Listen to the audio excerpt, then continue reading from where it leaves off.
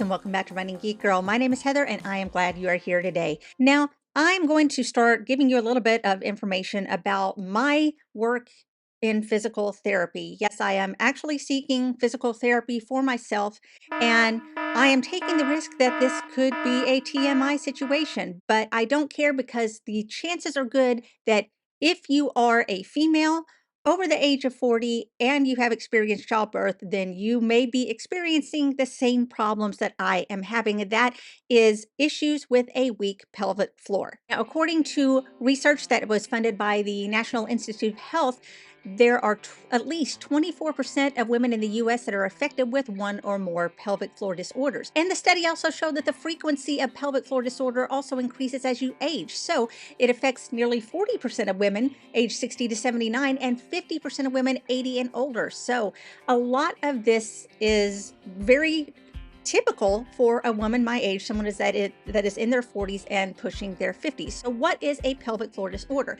This is when the muscles and the connective tissues inside the pelvic cavity are weakened or they are injured. The muscles and ligaments form a sling across your pelvis. It holds your bladder, your uterus, your bowel, all of that in place. Sometimes that just makes physical activity difficult. Thankfully, I am not in the severe range of anything that is going on, but something that I have dealt with a long time, pretty much since I started running, and even more so after I had my second child, was that my pelvic floor was not recuperating after childbirth. And it meant that I could really only run for maybe 10 or 15 minutes before I had to stop and go find a porta potty. Or a lot of times I would just run loops in my neighborhood because it was very easy to stop at my house or at my parents' house and go to the bathroom if I needed to, because it's not something that I could hold for a very long time. And this made racing really difficult because I had to know where all the porta potties were on the course, just in case I was not able to hold it. It made hydrating difficult because I could only hydrate so much because my body would only hold so much. It was just really, really annoying to have to deal with. And I finally got to the point where I said, I shouldn't have to deal with this anymore. What can I do? So I talked to my doctor about it when I was on a routine checkup. He referred me to physical therapy. This is a physical therapist that specializes in pelvic floor dysfunction. This week, I had my first appointment with my physical therapist. Very nice, very easy to talk to. She is a runner herself, so we're able to talk running. She understands all of the needs that I have as a runner, which is something that is really, really helpful. It's really put my mind at ease knowing that this is something that I can feasibly overcome. The first thing that my general physician did for me was he put me on oxybutynin. Oxybutynin is a medicine that has been around for forever. Basically what it does is it takes that nerve that signals to my brain that I have to pee right now, and it dulls that nerve so that I'm not feeling the urgency as often. And this is being used as a stopgap measure until we can get into the meat of physical therapy and figure out exactly what is going on. So during this first visit, she took a look just at how my balance was, how my legs are aligned, just how much strength I actually have in my lower body. And you would think that being a runner, I would have strength in my lower body, but I actually do not, other than the muscles that I use for running. I have some serious pronation issues that I have not addressed ever. So we're going to be looking at some exercises that can deal with my glutes and my hamstring problems, and just making sure that all the muscles around my body are able to actually support everything, because if I have a weak lower body, then there are no internal muscles that are going to kick in and keep me where I need to be. So I have to get external muscles built up so that the internal muscles will kick in and do what they're supposed to do. But right now, everything below the waist is just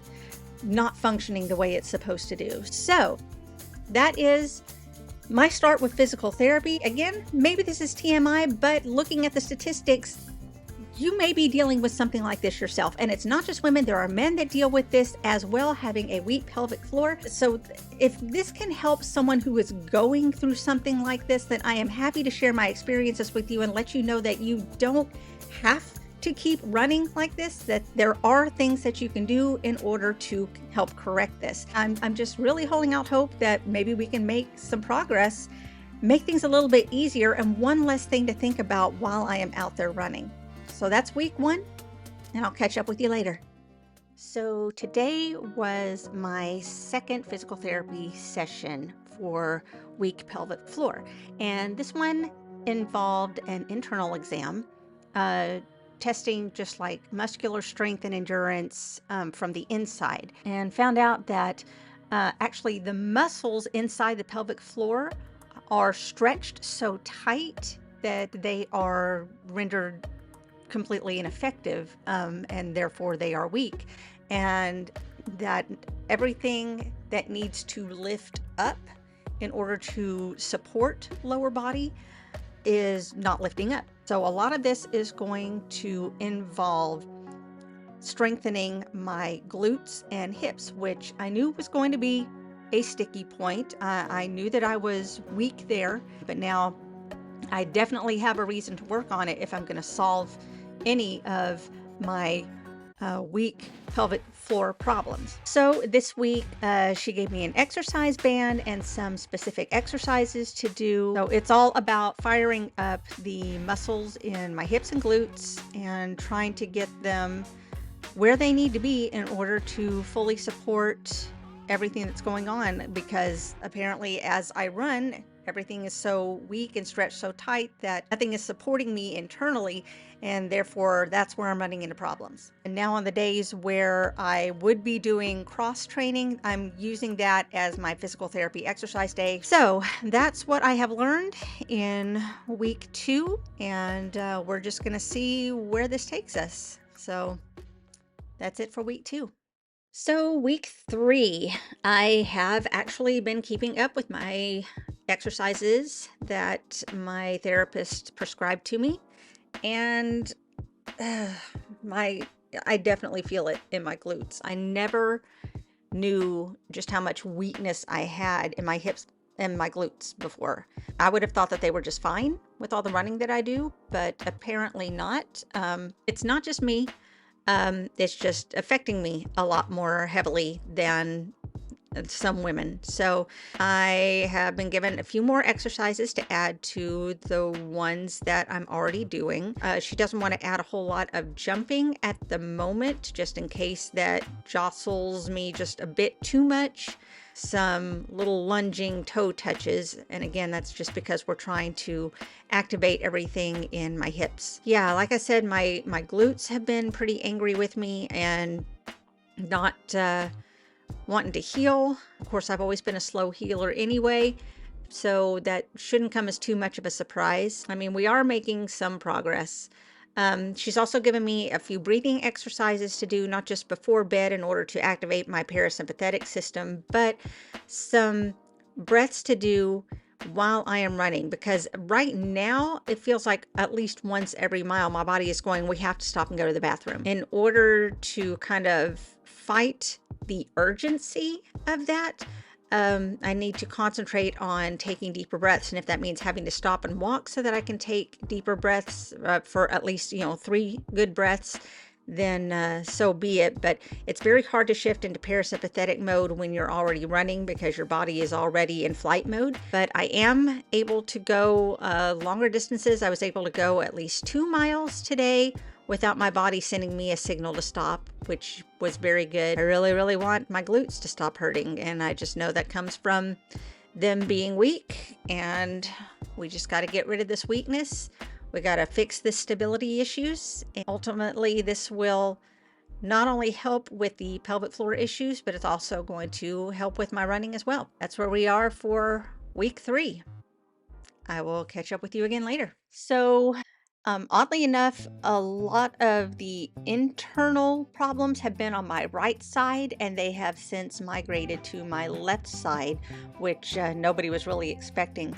Still a lot of weakness externally on the right side of my body, particularly my ankles. I've always had weak ankles, no big surprise. I just didn't realize how much weaker my right ankle is than my left ankle. A few more exercises, and a lot of them are a little more focused on single leg strength, since running is a single leg sport. It's not something that you typically think about, but yes, you are running on one leg at a time. And so that's something that we're trying to work on at the moment, mostly dealing with a lot of weakness in the outer part of my hips. The good news is that the physical therapy exercises that I'm doing are no longer just absolutely killing me. I am getting less urgency in having to go to the bathroom while I am going on longer runs. So we're going to see if changing up hydration actually does anything with it. That's where we are now. So far, so good. Getting it done. So checking in after another week of physical therapy, and I actually got to put it to a test because I had a half marathon over the weekend with a lot of rolling hills. I felt more equipped to handle the hills this time around. Also found out that I don't have a huge urgency to go to the bathroom as I am running anymore, and this was with me constantly hydrating at all the aid stations, so that is definitely a big plus. I'm still not 100% of the way there, especially since at this particular appointment I had to do a lot more single leg exercises. My right ankle just can barely make it through, so that's something that I'm practicing over the course of this week. It's getting there. It's getting there. I am seeing a difference for sure. I'm going to probably need to start investing in better support shoe wise. So that's something I've got to put some research and some thought into. That's where I am now. Still slow and steady. We have scheduled out the next month's worth of appointments, and then we'll evaluate where I am at the end of the month. So that's another week. A little bit better, discouraging in other ways, but that's the process. I'll catch you guys later. Okay, so that's another week, and didn't get to do as many sessions doing my PT exercises at home that I would normally do because I was doing a lot of traveling. Not as much time to exercise. I did get some walks and some runs in, but not so much all of the other stuff. So thankfully, she had pity on me this week, and for our session, we concentrated on stretching and foam rolling, a lot of the stretches that I've been doing at home already, but then also throwing in the foam rolling, which I usually pretty neglectful of. Ended up having to do some work to pop my SI joint back in place because that was definitely causing me some trouble. We're starting to see a little bit of improvement, a little more engagement in my hips and outer thighs and trying to maintain balance, which is great. That's the direction we want to go. We want to start working on the inner thighs in order to kind of get those built back up, because again, I mean, you'd think this is stuff that typical running would take care of, and it doesn't. You really got to focus on those lower body exercises, which I have not really done, and that's on me. And I'm paying the price for it now, because I would probably still have a lot of the problems that I do now with the imbalance in my pelvic floor, but they wouldn't be to the extent that I have them. That's where we are for this week. Kind of an easy week, and we're gonna see where we're headed from here. So that's it for now. Okay, so hit some setbacks, which I should have probably expected. It always happens in a healing process, but it's still disheartening when it happens. My doctor has taken me off of the oxy, which again, if you don't remember, that is meant to kind of numb the nerve that makes me feel the urgency to go to the bathroom. He's taken me off of it because it was only meant to be a stopgap measure between diagnosis and actually starting therapy. Apparently it takes about, once it gets out of your system, about 3 weeks for your body to get back up to where it was while you were still on it. So I feel like I'm back to where I was when I first started, in that I'm just having a lot of weakness. I'm feeling a lot of urgency. I have to pee more often when I run. All of my tightened muscles are getting into a fight or flight response, and so it's hard to calm yourself while you are running, and it just makes the whole process really difficult. So we're having to kind of revamp some of the exercises. Going to start focusing a few more exercises on more of the lower half of my legs, in the hopes that in strengthening those, that it will help bolster everything above it. So yeah, it feels like a setback, and I'm a little discouraged this week, but there's got to be a way to get back on track. And as long as my therapist thinks that we're good to go, all I can do is stay the course. Are you finding any of this information useful or valuable? Is this something that maybe you've had to deal with before, or maybe didn't even think that you were dealing with, but it turns out that you are? Why don't you let me know your thoughts down in the comments below? Would you also like me to continue to update you with what's going on in my physical therapy and how things are going? Why don't you let me know about that down in the comments too? While you're there, make sure that you're subscribed to the channel so that you don't miss any of the running content that I have coming out all the time. Just click that subscribe button. It doesn't cost you a thing. You can also follow me on social media. All the links are down in the description. You can find me across all platforms under the name Running Geek Girl. Thanks so much for joining me. I'm so glad you could be here. Remember to laugh hard, run fast, and be kind. I'll see you later.